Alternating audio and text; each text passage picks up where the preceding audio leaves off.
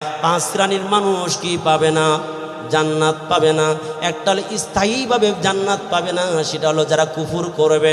মান কাফার বিল্লাহ, আল্লাহর সাথে যারা কুফরি করবে, ওমান আশরাকা বিল্লাহ, যারা আল্লাহর সাথে শিরক করবে, তারা স্থায়ীভাবে তাদের কি ভিসা ক্যান্সেল হয়ে যাবে, জান্নাত পাবে না।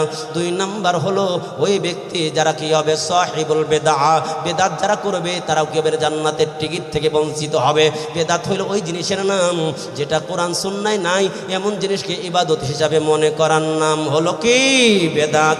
আমার ভাইরা, তিন নাম্বার হলো আল হাকিমুজ জালেম, যারা সৈরা শাসক হবে, জালেম যারা হবে, এরা দুনিয়ায়ও লাঞ্ছিত হবে, আখিরাতের ময়দানে জান্নাতের টিকিট পাবে না। আমার ভাইরা, চার নাম্বার হইল ওই ব্যক্তি যে অপরাধ করবে, কিন্তু অপরাধের দায়ভার এরকম ভাবে দিবে, অন্যের ওপরে হামলা করবে, একজন মামলা পড়বে আর একজন আছে না নাই। আমার ভাইরা, পাঁচ নাম্বার হলো ওয়ামাই ইউকাদ্দিবু বিশাফাআত, যারা রাসূলের শাফাআতকে বিশ্বাস করে না, কিয়ামতের ময়দানে এরাও আল্লাহ রাসূলের শাফাআত পাবে না, এরাও বঞ্চিত হবে। আমার ভাইরা, তাহলে আল্লাহ রাসূলকে সব কাজের মধ্যে আমার ভাইরা ফলো করতে হবে।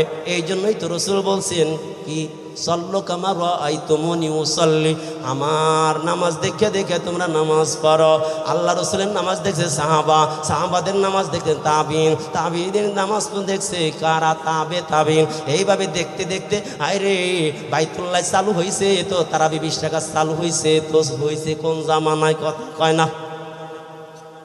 সাহাবাদের জামানায় 20 টাকা চালু হয়ে গেছে, মক্কায় চালু হয়ে গেছে, মদিনায় চালু হয়ে গেছে।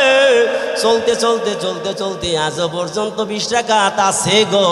কিন্তু দেখবেন কিছু লোক আছে 8 টাকা তো চলে আছে না, কথা